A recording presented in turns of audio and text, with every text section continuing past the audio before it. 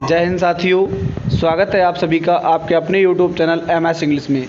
Guys, आज हम discuss करेंगे एसएसटी की एक महत्वपूर्ण क्लास जो आप सभी के लिए बहुत ही इंपॉर्टेंट होने वाली है। दोस्तों, हम आज की क्लास में हमने सीटेट 15 दिसंबर 2024 को जो परीक्षा होने वाली है उसके लिए हमने एसएसटी का बहुत ही महत्वपूर्ण सेशन लिया है। इसमें क्लास 7 से पॉलिटी के क्वेश्चन रहेंगे जो संपूर्ण एनसीईआरटी का निचोड़ लिया है हमने। प्रीवियस क्वेश्चन रहेंगे, सारे सीटेट परीक्षा में आए हुए प्रश्न रहेंगे, क्योंकि वीडियो आप सभी के लिए बहुत ही इंपॉर्टेंट रहेगा। सीटेट परीक्षा के लिए, आने वाली सीटेट परीक्षा के लिए जो भी स्टूडेंट विद्यार्थी तैयारी कर रहे हैं उन सभी के लिए इस सीटेट की क्लास बहुत ही इंपॉर्टेंट होने वाली है। तो वीडियो को अंत तक देखना। पेपर 2 में हम 60 में 60 अंक लाने का प्रयास करेंगे। दोस्तों, आइए वीडियो को शुरू करते हैं और समझते हैं। आज का पहला प्रश्न हमारा है प्रश्न नंबर 1। भारत में उच्च न्यायालय के संबंध में दिए गए दो कथनों पर विचार कीजिए। ऑप्शन 1 है कथन उच्च न्यायालय राज्य सरकार के अंतर्गत आते हैं और उनकी ओर से कार्य करते हैं। बी कथन हमारा है उच्च न्यायालय के सभी न्यायाधीशों को आज का पहला प्रश्न है भारत में उच्च न्यायालय के संबंध में दिए गए दो कथन पर विचार कीजिए। हमारा पहला कथन ए है उच्च न्यायालय के राज्य सरकारों के अंतर्गत आते हैं और उनकी ओर से ही कार्य करते हैं। बी हमारा कथन है उच्च न्यायालयों के सभी न्यायाधीशों की नियुक्ति राज्य के मुख्यमंत्री के साथ विचार विमर्श करने के बाद की जाती है। तो देखिए, हमारा इसका राइट आंसर जो हो जाएगा ऑप्शन बी हो जाएगा। कौन सा हो जाएगा? Option B.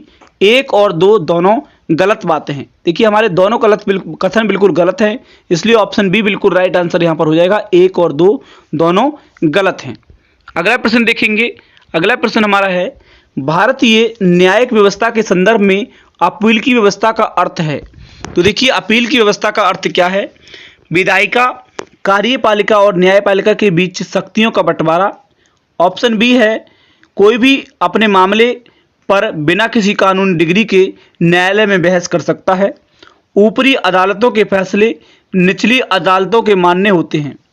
किसी व्यक्ति को अगर ऐसा लगता है कि निचली अदालत द्वारा दिया गया फैसला सही नहीं है तो वह उससे ऊपर की अदालत में अपील कर सकता है। तो देखिए, भारतीय न्यायिक व्यवस्था के संदर्भ में अपील की व्यवस्था का जो अर्थ है उसका जो राइट आंसर हो जाएगा ऑप्शन डी हो जाएगा, क्योंकि कोई भी व्यक्ति को अगर ऐसा लगता है कि निचली अदालत में हमारा फैसला सही नहीं हुआ है तो वह ऊपर अदालत में अपील कर सकता है। इसलिए ऑप्शन डी हमारा बिल्कुल राइट आंसर यहाँ पर हो जाएगा।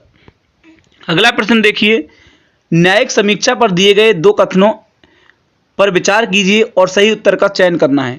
तो देखिए, कथन 1 हमारा है संसद द्वारा पारित किया गया कोई भी कानून आधारभूत ढांचे का उल्लंघन करता है तो न्यायपालिका ऐसे कानून को रद्द कर सकती है। तो देखिए, अगला हमारा कथन है कोई विधेयक न्यायपालिका के द्वारा पास किए बिना कानून नहीं बना सकता है, कानून नहीं बन सकता। तो देखिए, यहाँ पर राइट आंसर की बात करेंगे, हमारा राइट आंसर रहेगा। देखिए, पहला ऑप्शन हमारा क्या है? बिल्कुल सही है, और हमारा दूसरा ऑप्शन क्या है? गलत है। तो इसलिए हमारा राइट आंसर होगा सी ऑप्शन। ए सही है और बी गलत है। अगला प्रश्न देखेंगे। अगला हमारा प्रश्न है न्यायपालिका के संबंध में निम्नलिखित कथनों में से कौन सा कथन गलत है? तो देखिए, यहाँ पर गलत कथन पूछा गया है, तो राइट आंसर की बात करेंगे। न्यायपालिका को संसद द्वारा पारित किए गए कानून को रद्द करने का अधिकार है। तो ये बात क्या है? सही है। ये नागरिकों के मौलिक अधिकारों की सुरक्षा करने में महत्वपूर्ण भूमिका निभाती है। ये बात भी हमारी सही है। सी ऑप्शन है न्यायिक व्यवस्था नागरिकों तथा नागरिकों व सरकार के बीच पैदा होने वाले विवादों को हल करने की क्रियाविधि उपलब्ध करवाती है, परंतु दो राज्य सरकारों के बीच नहीं। तो देखिए, ये बात सी ऑप्शन हमारा कुछ गलत है। न्यायपालिका के कार्य क्षेत्र में विधायिका और कार्यपालिका हस्तक्षेप नहीं कर सकती, तो ये बात भी हमारी सही है। तो यहाँ पर राइट आंसर हमारा हो जाएगा सी ऑप्शन। क्या हो जाएगा? सी ऑप्शन हो जाएगा, क्योंकि हमारा गलत कथन पूछा गया है, तो यही हमारा गलत है, सी ऑप्शन। तो ऑप्शन सी बिल्कुल राइट आंसर यहाँ पर हो जाएगा। अगला प्रश्न देखेंगे। प्रश्न नंबर 5 है लोक अदालत द्वारा पहली बार मुकदमा की सुनवाई कब की गई थी? तो देखिए, लोक अदालत द्वारा पहली बार जो मुकदमा की सुनवाई की गई थी वो 6 अक्टूबर 1985 को, 4 अप्रैल 1977, 26 जनवरी 1950, 23 सितंबर 2013 को। तो देखिए, लोक अदालत में जो पहली बार मुकदमा की सुनवाई की गई थी वो की गई थी 6 अक्टूबर 1985 को। ऑप्शन ए बिल्कुल राइट आंसर होगा। 6 अक्टूबर हमारा 1985 को की गई थी पहली सुनवाई। तो ऑप्शन एक बिल्कुल राइट आंसर यहां पर हो जाएगा। अगला प्रश्न है, देखिए संवैधानिक प्रश्नों की सुनवाई निम्न में से कितने न्यायाधीश करते हैं। तो देखिए संवैधानिक प्रश्नों की जो सुनवाई होती है वो ऑप्शन ए में है 5, 10, 7 या फिर 9। तो देखिए राइट आंसर हमारा हो जाएगा यहाँ पर ऑप्शन ए 5। कितने करते हैं? 5। संवैधानिक प्रश्नों की सुनवाई में निम्न में से कितने न्यायाधीश करते हैं? तो 5 करते हैं। तो ऑप्शन ए बिल्कुल राइट आंसर यहाँ पर हो जाएगा। अगला प्रश्न है, देखिए सर्वोच्च न्यायालय ने किस केस यानी बाद में निर्णय देते हुए स्पष्ट किया कि संसद संविधान के मूल स्वरूप में परिवर्तन नहीं कर सकती है। तो देखिए किसने कहा था? गोलकनाथ केस में क्या था? केशवानंद भारती केस में, या फिर मिनर्वा मिल्स केस में, या फिर उपरोक्त में से कोई नहीं। तो देखिए यहाँ पर राइट आंसर की बात करेंगे, राइट आंसर हो जाएगा option B. Kesavananda Bharati case में ये बात कही गई थी। तो ऑप्शन बी बिल्कुल राइट आंसर हो जाएगा। अगला प्रश्न देखिए, बहुत ही इंपॉर्टेंट प्रश्न है ये, प्रीवियस ईयर क्वेश्चन है जो सीटेट की परीक्षा में अधिकतर पूछे जाते हैं। दोस्तों जो भी स्टूडेंट विद्यार्थी चैनल पर अगर पहली बार आए हों तो चैनल को सब्सक्राइब कर लें, वीडियो को लाइक कर दें और सभी दोस्तों के साथ शेयर कर दें। अगला प्रश्न देखेंगे, न्यायपालिका के संदर्भ में निम्नलिखित प्रावधानों में से भिन्न को पहचानिए। ए ऑप्शन है न्यायाधीशों की नियुक्ति सरकारी हस्तक्षेप के बिना होती है। बी है न्यायाधीशों का सेवा काल निश्चित होता है। शक्तियों का पृथक्करण है। एक बार नियुक्ति के बाद न्यायाधीश को हटाना बहुत कठिन है। तो देखिए यहाँ पर सबसे भिन्न क्या है? ऑप्शन 8 का जो हमारा राइट आंसर हो जाएगा वो हो जाएगा सी ऑप्शन, शक्तियों का पृथक्करण है। तो ऑप्शन सी बिल्कुल राइट आंसर यहाँ पर हो जाएगा। यही बात क्या है? हमारी गलत बात है। अलग देखिए, अगला है राज्यसभा का सभापति कौन होता है। तो देखिए राज्यसभा का जो सभापति होता है वो उपराष्ट्रपति, विपक्ष का नेता, गृह मंत्री या फिर राज्यसभा के सदस्यों द्वारा निर्वाचित व्यक्ति। तो देखिए राइट आंसर हमारा यहाँ पर हो जाएगा, राज्यसभा का जो सभापति होता है वो होता है उपराष्ट्रपति। कौन होता है? उपराष्ट्रपति। ऑप्शन ए बिल्कुल राइट आंसर यहाँ पर हो जाएगा। अगला प्रश्न देखिए, प्रश्न नंबर 10, न्यायाधीश की किसी मुकदमा पर निर्णय देता है। तो देखिए न्यायाधीश दलीलों के आधार पर देता है, दिए गए शुल्क के आधार पर, सबूतों के आधार पर, या फिर पुलिस तहकीकात के आधार पर। तो देखिए न्यायाधीश जो किसी भी मुकदमे का जो निर्णय लेता है वो किसके आधार पर लेता है? वो लेता है सबूतों के आधार पर। किसके आधार पर? सबूतों के आधार पर। ऑप्शन सी बिल्कुल राइट आंसर यहाँ पर हो जाएगा। अगला प्रश्न देखिए, सर्वोच्च न्यायालय में के मुख्य न्यायाधीश की नियुक्ति करता है। भारत में सर्वोच्च न्यायालय के मुख्य न्यायाधीश की नियुक्ति करता है कौन करता है? उपराष्ट्रपति करता है, राष्ट्रपति, प्रधानमंत्री या फिर राष्ट्रपति एवं प्रधानमंत्री। तो देखिए राइट आंसर यहां पर हो जाएगा राष्ट्रपति। कौन करता है? भारत में सर्वोच्च न्यायालय के मुख्य न्यायाधीश की जो नियुक्ति करता है वो करता है राष्ट्रपति।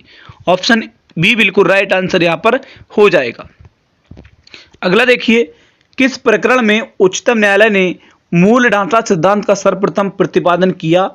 तो गोलकनाथ प्रकरण 1967 में, प्रीवी पर्स प्रकरण 1970 में, केशवानंद भारती प्रकरण 1973 में, मिनर्वा मिल्स प्रकरण 1980 में। तो देखिए मूल ढांचा का सर्वप्रथम जो प्रतिपादन किया था वो किया था हमारा ऑप्शन सी, केशवानंद भारती प्रकरण 1973 में। ऑप्शन सी बिल्कुल राइट आंसर यहाँ पर हो जाएगा। अगला प्रश्न देखिए, आदिवासी विषयक परिचय कराने के लिए सर्वोत्तम सम्मानजनक नीति होगी। तो देखिए उनकी रंगीन वेशभूषा को प्रदर्शित करना, जनजातीय गानों और नृत्यों के पर्दे पर दिखाना, उनके आदिम और देहाती भूतकाल पर चर्चा करना, या फिर उन्हें संपन्न और शक्तिशाली वनवासी के रूप में चित्रित करना।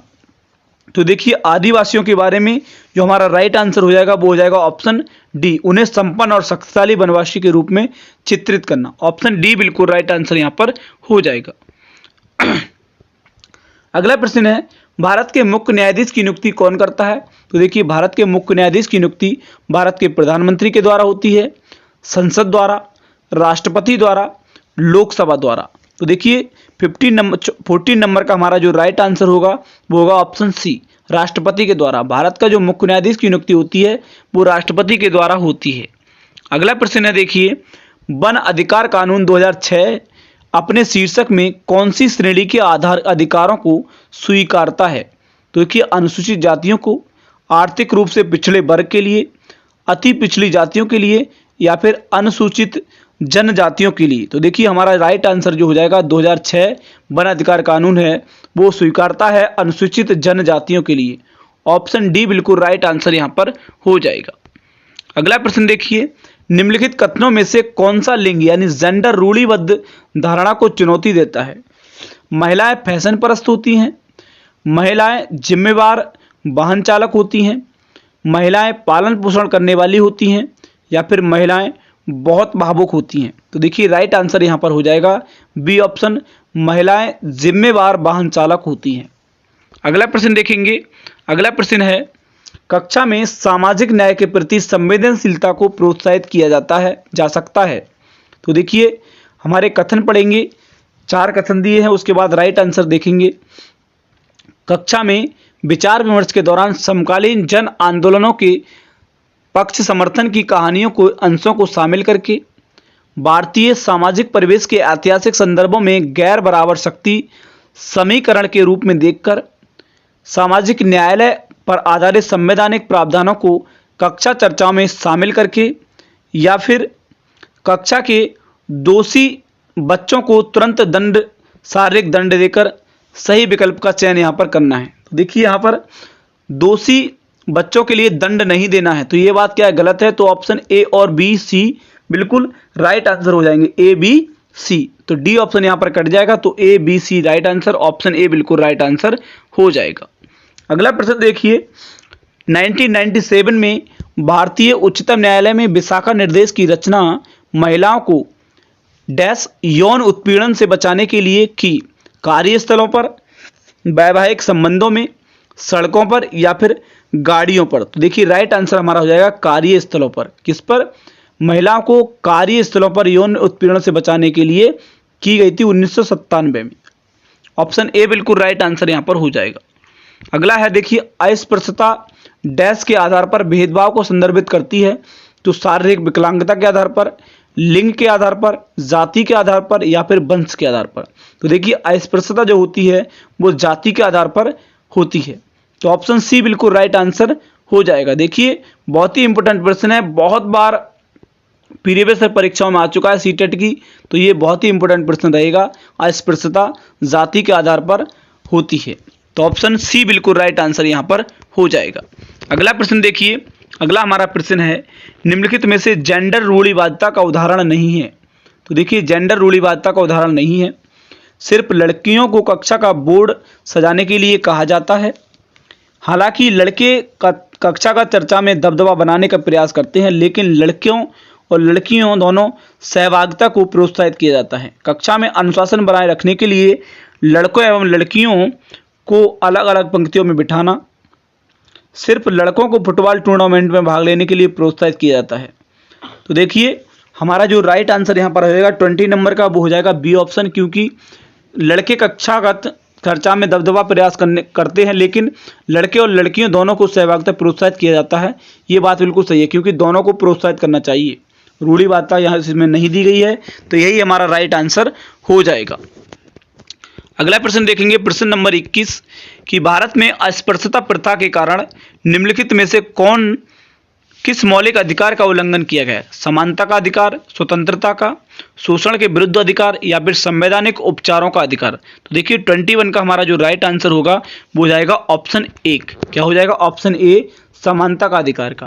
तो देखिए अस्पृश्यता प्रथा के कारण मौलिक अधिकार का उल्लंघन होता है जब व्यक्ति छूत मानता है, अस्पृश्य होता है, तो समानता के अधिकार का उल्लंघन होता है। तो ऑप्शन ए बिल्कुल राइट आंसर यहाँ पर हो जाएगा।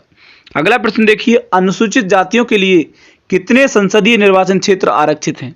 तो देखिए अनुसूचित जातियों के लिए 48, 84, 47 या फिर 74। तो देखिए 22 नंबर का हमारा जो राइट आंसर हो जाएगा वो ऑप्शन बी हो जाएगा 84। कितनी है? 84। अनुसूचित जातियों के लिए जो संसदीय निर्वाचन क्षेत्र आरक्षित हैं वो है 84, 84। अगला प्रश्न देखिए, अगला प्रश्न है, हिंदू उत्तराधिकार संशोधन अधिनियम 2005 मृतक पिता की संपत्ति में समान अधिकार प्रदान करता है। तो देखिए किसको करता है? वो पुत्र पुत्रियों, पुत्र पुत्रों तथा भाई भाइयों। देखिए भाइयों के लिए नहीं करता है, ये बात गलत है। पिता अपनी संपत्ति भाइयों के नाम नहीं करता है। पत्नी पुत्री पुत्रियों तथा बहनों के लिए भी नहीं करता है। पति पुत्र पुत्रों तथा पुत्री पुत्रियों के लिए, पत्नी पुत्र पुत्रों या भाइयों के लिए, ये बात भी गलत है। तो ऑप्शन सी हमारा बिल्कुल राइट आंसर रहेगा। देखिए अपनी पत्नी के नाम कर देता है, पुत्रों के नाम और पुत्रियों के नाम भी कर सकता है। तो ऑप्शन सी बिल्कुल राइट आंसर हो जाएगा। अगला है, सीखने की अक्षमता वाले शिक्षार्थी किस प्रकार की कक्षा में अन्य छात्रों के साथ सीखते हैं? तो देखिए अनन्य, विशेष, समावेशी, आधुनिक। तो देखिए 24 नंबर का हमारा जो राइट आंसर होगा वो हो जाएगा समावेशी शिक्षा।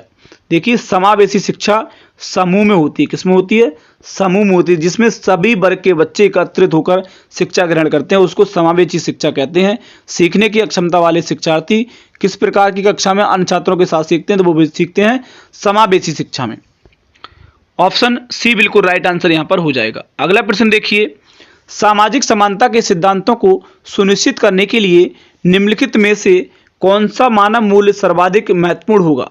तो देखिए परस्पर आदर, दक्षता, उपभोक्ता या फिर प्रतिस्पर्धा। तो देखिए सबसे इंपॉर्टेंट यहाँ पर हमारा जो विकल्प होगा वो कौन सा है? हमारा 25 का ए ऑप्शन, परस्पर आदर करना। कौन सा? परस्पर आदर करना बहुत ही राइट आंसर यहाँ पर हो जाएगा। अगला प्रश्न देखिए, दो विषयों ए और बी पर विचार कीजिए। लिंग समानता के बारे में चर्चा करने के लिए सही विषयों को चुनिए।